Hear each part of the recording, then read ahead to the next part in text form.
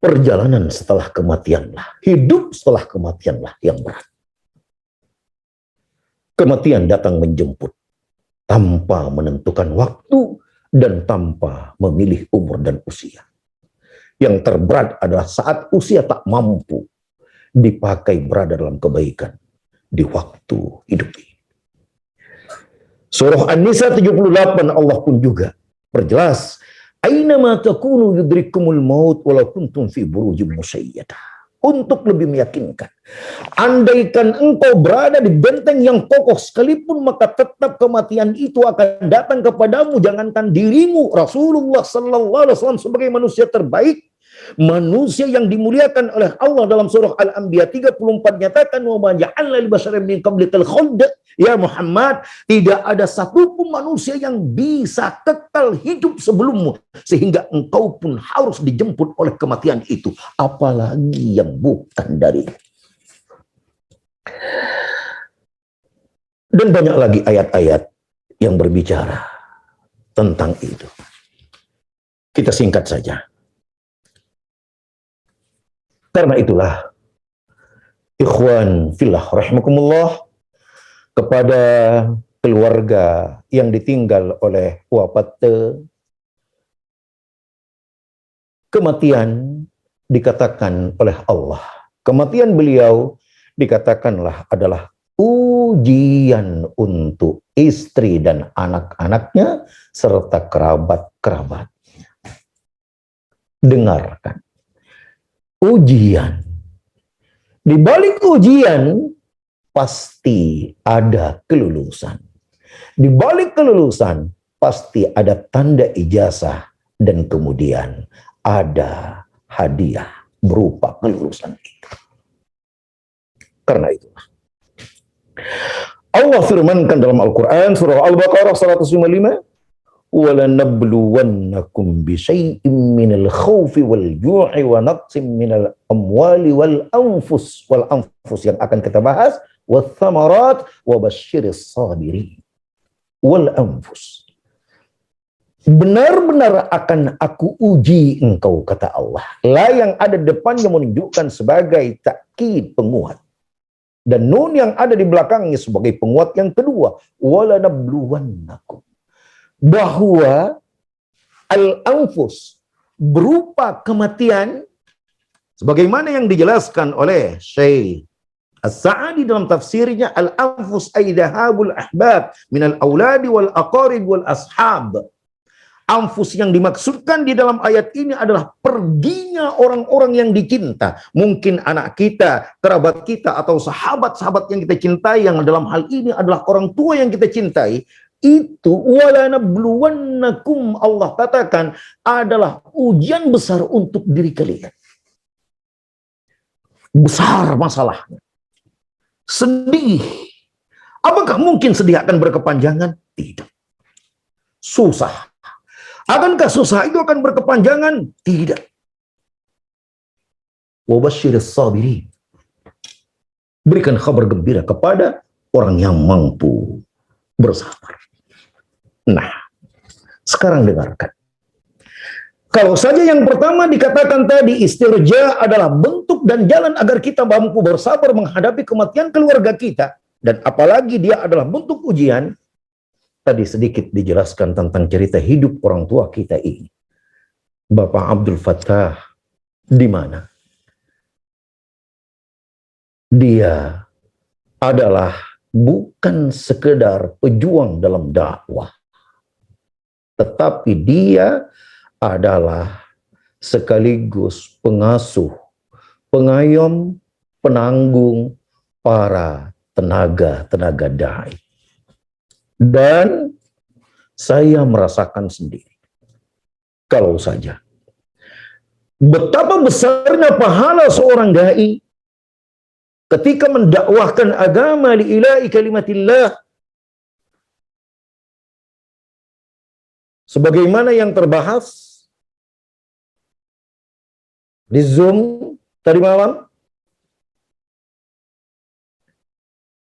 Wa man ahsanu qawlan mimman da'a ila Allah wa 'amila shalihan. Tidak ada yang terbaik kecuali manusia-manusia yang bangkit menjadi para dai. Tapi ingat, akan ada yang lebih baik dari mereka, yakni para penanggung para dai. Nah, qadarullah, saya ditugas di tempat lain, bukan ke sahur, sehingga saya tidak bisa langsung saksikan dan langsung rasakan bagaimana pengawasan dari beliau, bagaimana bimbingan dari beliau, bagaimana kerja beliau dalam rangka ikut serta membangun dakwah di Pulau Sahur. Nah, akan tetapi saya banyak pengalaman beberapa daerah di Pulau Sahur, yang disitulah saya selalu berdoa kepada mereka bahwa bagaimanapun jasaku berdakwah ya Allah, di saat aku berusia sanawiyah dari kelas 1 sanawiyah, kelas 2 sanawiyah, terus sampai kelas 6, sampai kemudian pengabdian yang kemudian didukung oleh orang-orang daerah sekitar dalam menyampaikan dakwah, maka berikan ganjaran kepada mereka. Kalau saja amalanku adalah amalan jariah yang besar di sisimu ya Allah, jadikan jariah mereka juga sangat-sangat besar di sisimu ya Allah. Masya Allah. Mendalla ala khair, siapa yang ikut menunjuki pada kebaikan itu, falahu ajrun, maka ia mendapatkan pahala, wa ajru, dan man tabi'ahu min ghairi ayyan qasa min ujurihim syai', dan ia juga akan mendapatkan pahala dengan tidak mengurangi pahala yang lainnya, dan dari pahala orang-orang lain pun dia akan mendapatkan. Semoga wafat mendapatkan ini semua. Dan ingat, persaksian kita di sisi Allah adalah suatu bukti nyata dan persaksian yang akan dicatat oleh para malaikat. Kuntum syuhada'a 'alan nas wa yakuna ar-rasulu 'alaikum syahida. Syuhada'a 'alan nas, para ulama tafsir katakan adalah persaksian daripada manusia. Engkau yang akan menjadi saksi kebaikan dan keburukan manusia. Bila ada di antaramu yang meninggal lalu kemudian hatimu secara ikhlas, secara spontanitas menyaksikan kebaikan-kebaikan yang ada pada dirinya, maka wajibat, malaikat katakan, itu akan menjadi bukti nyata bagi Allah bahwa ia akan diwajibkan masuk ke dalam surga. Karena itu, saksikanlah kepada Allah semuanya atas kebaikan yang telah ia lakukan. Dan bila kemudian ada kekurangan yang kita dapati dalam hidupnya, itulah pentingnya mendoakan saudara kita. Doakan pengampunan atas dirinya. Rabbana ighfir lana wal ikhwanina alladhina sabaquna bil iman wa la taj'al fi qulubina ghillan lil ladzina amanu rabbana innaka ra'ufur rahim.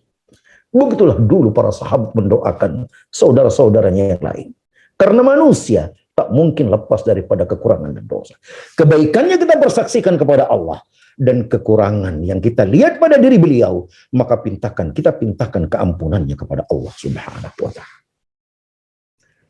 Ya Allah, semoga kau ampuni seluruh dosa-dosa. Allahumma ighfir lahu warhamhu wa'afihi wa'fu anhu waqrim nuzalahu wa wasi' madkhalahu wa ghsilhu bil ma'i wath thalji wal barad wa naqqihi min al khata'i kama yanqqa thawbul 'abdi min ad-danas wabdilhu daran khairan min darihi wa ahlan khairan min ahlihi wa zawjan khairan min zawjihi wa dakhilhu al jannah wa 'id min 'adzabi jahannam wa min 'adzabil qabri wa min 'adzabi jahannam. Kita lanjutkan kepada keluarga yang ditinggal. Dengarkan mau'idah dari Rasulullah sallallahu alaihi wasallam. Pakali tapakialan. Mungkin waktu malenan, waktu saat meninggal, nangis kita memon. Itu lumrah. Menangis boleh bila itu menangis karena cinta dan kasih sayang. Tapi bila menangisnya sambil meratapi, maka ini tangisan yang terlarang, yang diharamkan. Karena itu, dengarkan baik-baik, wahai keluarga yang ditinggal. Karena akibatnya sangat besar. Fa innal mayyita yu'adzibu buka'i ahli 'ali. Ahli 'ali. Karena mayit wafat temun natakatonanta. Nah, diadab oleh Allah muntasala, nangis. Apakah nangis terlarang? Tidak. Ingat, kenapa saya bahas ini? Karena bisa jadi kematian esok hari menimpa keluarga kita sendiri. Kematian ayah kita, kematian ibu kita, kematian istri kita, kematian anak-anak kita. Dengarkan. Apakah menangis terlarang? Tidak. Menangis dibolehkan dan diizinkan oleh syar'i. Karena tangisan itu adalah kesedihan pilu yang merupakan tabi'i setiap manusia. Sampai Rasulullah Sallallahu Alaihi Wasallam pun menangis karena ditinggal oleh keluarga. Dengarkan. Di antaranya adalah tangisan Rasulullah Sallallahu Alaihi Wasallam kepada anak laki-lakinya Ibrahim di saat meninggal. Seorang anak laki-laki yang ditunggu-tunggu, yang dinanti-nanti, ternyata kemudian di umur 16 ataupun 17 bulan meninggal. Betapa sedihnya Rasulullah Sallallahu Alaihi Wasallam. Lalu kemudian pada saat itu yang meneteskan air mata dengan linangan yang begitu sangat banyak sekali, dan beliau berkata pada saat itu di hadapan para sahabat, innal 'aina tadma wal qalbu yahzan. Sesungguhnya mata akan meneteskan air mata dan hati pun akan sedih. Wala naqullu illa ma yurdi rabbuna. Dan saya dan kita jangan sampai mengatakan sesuatu kecuali yang diridhoi oleh Tuhan kita. Wa inna li firaqika ya Ibrahim lamahzunun. Sesungguhnya berpisah denganmu hai Ibrahim sangat-sangat menyedihkan sekali. Lihatlah bagaimana kemudian Rasulullah memaklumi, membenarkan bila ada tetesan air mata dan bila ada sedihnya hati. Itulah sebabnya kenapa kita dianjurkan untuk bertakziah, untuk menghibur kesedihan hati dan untuk memberhentikan tetesan air mata itu.